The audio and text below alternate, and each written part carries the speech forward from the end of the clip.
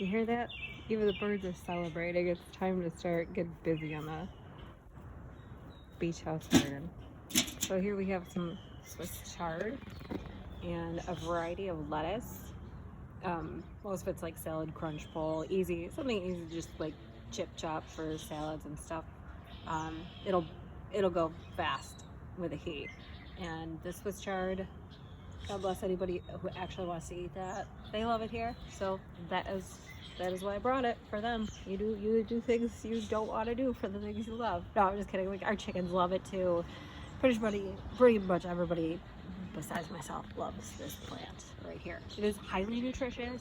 Highly recommend giving it a try. Some people even say it tastes good with sauteed with garlic. Perhaps. It's so hard for me to choke that out. Ooh. Okay, so we have some marigolds here. Obviously. Well, to me this is obvious, but might not be to some y'all. No judgment on that one. We're here to grow together, right? Okay, so these are some sad looking tomato plants, but they are obviously way overwatered. Not happy. And here we have a little, oh look at that, hello Aricover. So excited that's coming up. This is a ground cherry under here. I don't really want to disturb them. They're so teeny tiny. I'm gonna let them brew for a while. And then more airy. And then a tomato that got overwatered, underwatered. Now it's gonna just be one hearty thing there. This thing, it's made its rounds. And then here are some. These are. Oh, this is white Russian kale. White Russian kale. That one thing, yeah, it's overwatered.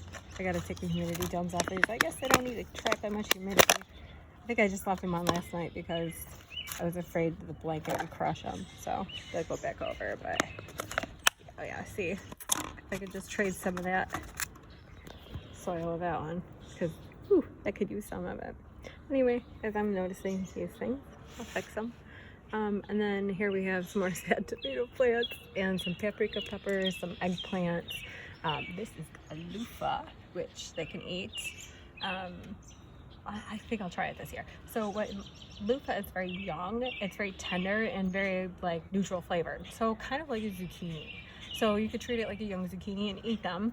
And then like the bigger that they grow, they start to become more fibrous, and those fibers are where you're getting your sponges from. So the older they get, the more fibrous they are. But if you catch them young, they're I tried one last year right off, like just to take a bite of it. It really does taste a little bit earthier than a zucchini. But if you're putting it in some sort of sauce like you would a zucchini, then or like a hibachi situation, you couldn't tell. They're pretty decent to eat too.